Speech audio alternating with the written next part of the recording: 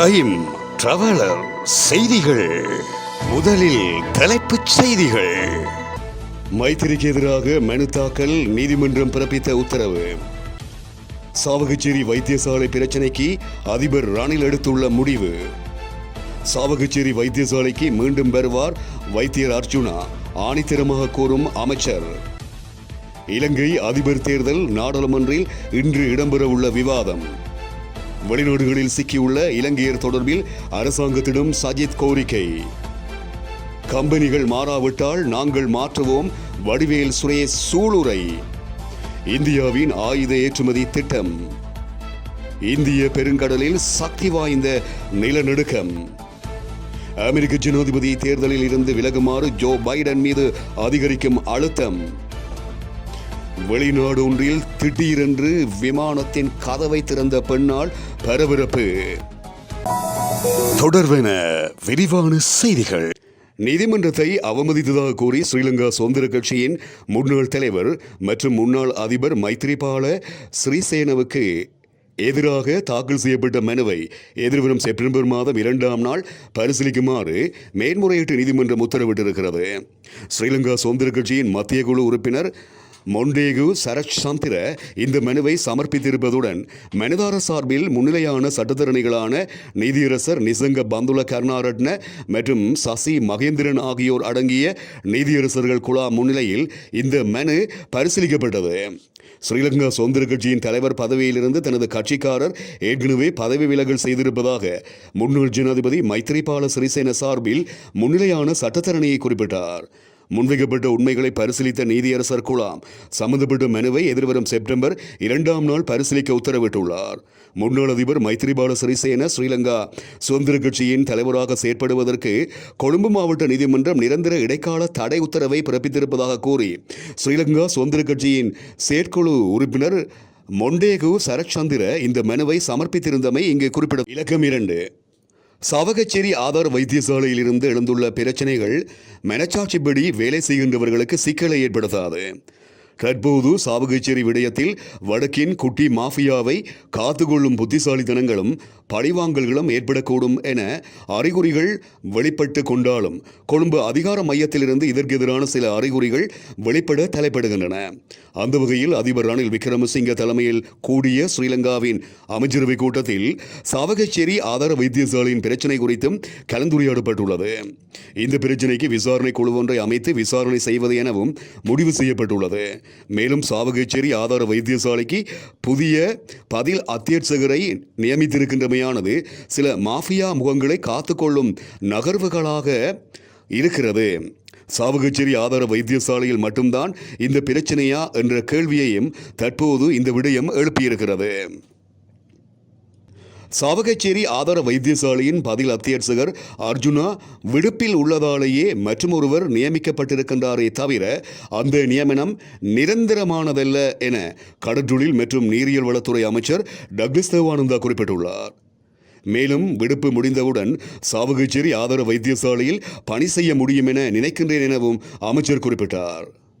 அந்த வகையிலேயே அமைச்சர் இவ்வாறு தெரியப்படுத்தியுள்ளார். அவர் மேலும் தெரிவிக்கையில், ஒரு விசாரணைக்கு பிறகு வைத்தியர் அர்ஜுனா சாவகச்சேரி ஆதார வைத்தியசாலைக்கு மீண்டும் வருவது சரியாக இருக்கும் எனவும் அமைச்சர் டக்ளஸ் தேவானந்தா குறிப்பிட்டுள்ளார். இலங்கை அதிபர் தேர்தலை நடத்துவது தொடர்பில் நாடாளுமன்றத்தில் இன்று ஒத்திவைப்பு விவாதம் நடத்தப்பட இருப்பதாக நாடாளுமன்ற தொடர்பாடல் பிரிவு தகவலை வெளியிட்டிருக்கிறது. மேலும் இந்த விவாதத்துக்கு கட்சித் தலைவர்கள் அனைவரும் இணக்கம் வெளியிட்டிருப்பதாகவும் குறிப்பிடப்படுகிறது. இலங்கை அரசியல் ஜாப்பின் பிரகாரம் எதிர்வரும் செப்டம்பர் மாதம் 17ஆம் நாள் முதல் அக்டோபர் மாதம் 16ஆம் தேதிக்குள் அதிபர் தேர்தல் நடத்தப்பட வேண்டும். நாடாளுமன்ற விவாதம் நடத்துவதற்கு சபாநாயகர் மஹிந்த யாப்பா அபேவர்த்தன தலைமையில் கூடிய கட்சித் தலைவர்கள் கூட்டத்தில் இணக்கம் காணப்பட்டுள்ளது. குறிப்பாக அதிபர் தேர்தல் நடத்தப்படும் கால வரையறை தொடர்பில் இன்று அவை ஒத்திவைப்பு விவாதம் நாடாளுமன்றத்தில் நடைபெற இருக்கின்றமை இங்கு குறிப்பிடத்தக்கது. மியான்மரிலும் ரஷ்யாவிலும் சிக்கியுள்ளவர்களை நாட்டுக்கு கொண்டுவர அரசாங்கம் விரைவாக நடவடிக்கை எடுக்க வேண்டும் என எதிர்க்கட்சித் தலைவர் சஜித் பிரேமதாச குறிப்பிட்டிருக்கின்றார். நாடாளுமன்றத்தில் விசேட கூற்றொன்றை முன்வைத்து குறிப்பிடுகையிலேயே அவர் மேற்கண்டவாறு தெரிவித்தார். தொடர்ந்து குறிப்பிடுகையில் நமது நாட்டை சேர்ந்த 49 பேர் மியான்மரிலும் மற்றொரு சாரர் ரஷ்யாவிலும் சிக்கியுள்ளனர். ரஷ்யாவில் சிலர் இறந்தும் போயுள்ளனர். இவ்வாறு சிக்கியுள்ள தரப்பினரை எப்படியாவது இலங்கைக்கு அழைத்து வருமாறு அரசாங்கத்திடம் கோரிக்கை விடுக்கின்றேன். 2 பயங்கரவாத முகாம்களிலும் எமது நாட்டையும் எத்தியோப்பாவை சேர்ந்தவர்கள் மட்டுமே தடுத்து வைக்கப்பட்டு 252 நாட்கள் கடந்துவிட்டன. இதுவரை இந்தியா, நேபாளம், உகண்டா, மொரோக்கோ ஆகிய நாடுகள் தமது ராஜதந்திர உறவுகளூடாக தங்கள் நாட்டு இளைஞர்களை மீட்டிருக்கின்றார்கள். எனவே இந்த விடயம் தொடர்பில் ஆராய்ந்து நடவடிக்கை எடுக்குமாறு கேட்டுக்கொள்கின்றேன். தொழில் தருவதாக கூறி ஏமாற்றி மியான்மருக்கு அழைத்துச் செல்லப்பட்டிருக்கின்றார்கள். பின்னர் பயங்கரவாதிகளின் பிடியில் சிக்கியுள்ள இந்த நாட்டு இளைஞர்கள், யுவதிகளின் பெற்றோர்கள் இணைந்து நாடாளுமன்றத்துக்கு அருகில் உள்ள பொல்துவ சந்தியில் ஆர்ப்பாட்டத்தில் ஈடுபட்டிருக்கின்றார்கள். மியான்மரில் சிக்கியுள்ள இளைஞர் யுவதிகள் குறித்து ஆராய ஐக்கிய மக்கள் சக்தி ஏற்கனவே தலையிட்டு இதற்காக பிரத்யேகமான நாடாளுமன்ற உறுப்பினர்கள் 3 அடங்கிய குழு ஒன்றை மியான்மருக்கு அனுப்பியிருந்தது. இந்த பிரச்சினைகளை அரசியலாக்காமல் இந்த இளைஞர் யுவதிகளின் வாழ்க்கை குறித்து சிந்தித்து எம்மாலான நடவடிக்கைகளை எடுத்தோம். துபாய் வழியாக செயல்படும் இணைய விசா மோசடி ஊடாகவே இவர்கள் வேலைக்கு சென்றிருக்கின்றார்கள். எனவே இவ்விடயத்தில் அரசாங்கத்தின் முறையான தலையீடு அவசியம் எனவும் சஜித் பிரேமதாச இதன்போது மேலும் குறிப்பிட்டார். தோட்ட தொழிலாளர்களின் சம்பள விடயத்தில் பெருந்தோட்ட கம்பெனிகள் மாறாவிட்டால் நாங்கள் மாற்றுவோம். எங்கள் மக்களின் வாழ்வாதாரத்தில் மாற்றங்கள் ஏற்படாவிட்டால் அதில் மாற்றத்தை ஏற்படுத்த நடவடிக்கை எடுப்போம் என பதுளை மாவட்ட நாடாளுமன்ற உறுப்பினர் வடிவேல் சுரேஷ் குறிப்பிட்டிருக்கின்றார். நாடாளுமன்றத்தில் இடம்பெற்ற மதுவரி கட்டளை சட்டம் மற்றும் ஏற்றுமதி இறக்குமதி கட்டுப்பாட்டு சட்டங்கள் குறித்த வர்த்தமானி அறிவித்தல்கள் தொடர்பான விவாதத்தில் உரையாற்றும் போதே அவர் இவ்வாறு தெரிவித்தார். அவர் மேலும் உரையாற்றுகையில், மலையக மக்கள் பல்வேறு துன்பங்களுக்கு உள்ளாகி பொருளாதார ரீதியில் பாதிக்கப்பட்டு உழைப்புக்கேற்ற ஊதியமின்றி தவித்துக் கொண்டிருக்கின்றனர். இந்த மக்களின் சம்பள உயர்வு சட்டபூர்வமானதாக வர்த்தமானி அறிவித்தலில் வெளியிடப்பட்டுள்ளது. நாட்டின் பொருளாதாரத்தை முதுகெலும்பாக சுமந்து கொண்டிருக்கும் மலையக மக்களின் சம்பள உயர்வு எதிராக நீதிமன்றம் செல்கின்றார்கள் என்றால் தோட்ட கம்பெனிகள் நிர்வாகங்கள் எவ்வாறான கேவலம் கட்ட நிலையில் இருக்கிறது என்பதையும் புரிந்து கொள்ள முடிகிறது. இதேவேளை உடனடியாக பெருந்தோட்ட மக்களின் வாழ்வாதாரம் சம்பந்தமான விடயங்களை மாற்றுங்கள், இல்லாவிட்டால் நாங்கள் மாற்ற வைப்போம் என்பதனை அரசாங்கத்துக்கும் கூறிக்கொள்கின்றோம். மலையக மக்களின் சின்னங்கள் வண்ணங்கள் எதுவாக இருந்தாலும் அவர்களின் எண்ணங்கள் ஒன்றாகவே இருக்கின்றது. இந்த சமூகத்துக்கு விடிவு காலம் வர வேண்டும், இதற்கான ஏற்பாடுகளை நாங்கள் செய்ய வேண்டும் எனவும் அவர் மேலும் குறிப்பிட்டிருக்கின்றார்.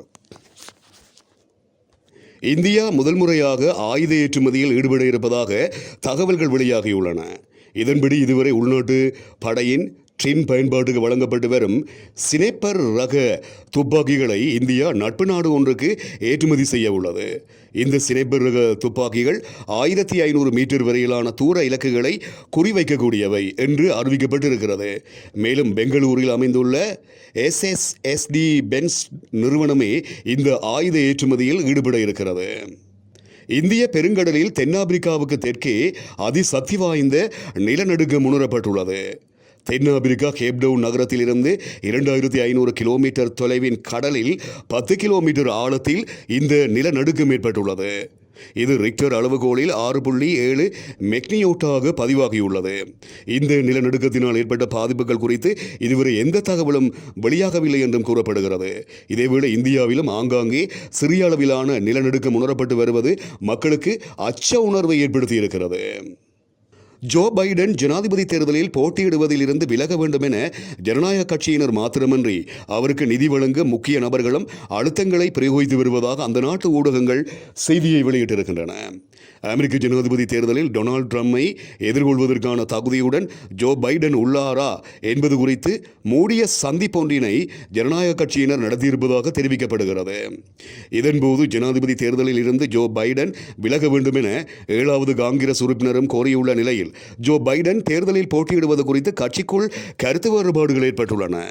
மேலும் டொனால்ட் ட்ரம்புக்கு எதிராக இறுதியாக நடத்தப்பட்ட விவாதத்தின் போது வார்த்தைகளில் தடுமாற்றத்தை வெளிப்படுத்தியமை ஜோ பைடனின் ஜனாதிபதி தேர்தலில் போட்டியிடுவதற்கான தகுதித்தன்மையை கேள்விக்கு உட்படுத்தியிருக்கிறது என்றும் சொல்லப்படுகிறது. இந்த நிலையில் ஜனநாயக கட்சியின் மூத்த செனட் உறுப்பினராக சக் சூமர் ஜனாதிபதியாக பதவி வகிப்பதற்கு ஜோ பைடன் உடற்தகுதியுடன் உள்ளதாகவும் தனது ஆதரவை வெளிப்படுத்தியுள்ளார்.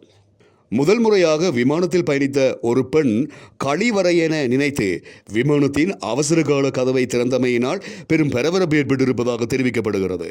குறித்த பெண் ஏர் சீனா விமான நிறுவனத்துக்கு சொந்தமான விமானம் ஒன்று புறப்பட தயாராக இருந்த நிலையில் விமானத்தின் அவசர வழி கதவை திறந்துள்ளார். இந்த நிலையில் அந்த விமானத்தில் இருந்த பயணிகள் வெளியேற்றப்பட்டு ஹோட்டல் ஒன்றில் தங்க வைக்கப்பட்டதாகவும் கூறப்படுகிறது. அந்த பெண்ணிடம் ஏன் அந்த கதவை திறந்தீர்கள் என்று கேட்டபோது முதல் முறையாக விமானத்தில் பயணிக்கும் அவர் கழிவறை என நினைத்து விமானத்தின் கதவை திறந்தது தெரிய வந்துள்ளது. இத்துடன் டைம் டிராவலர் செய்திகள் நிறைவடைகின்றன.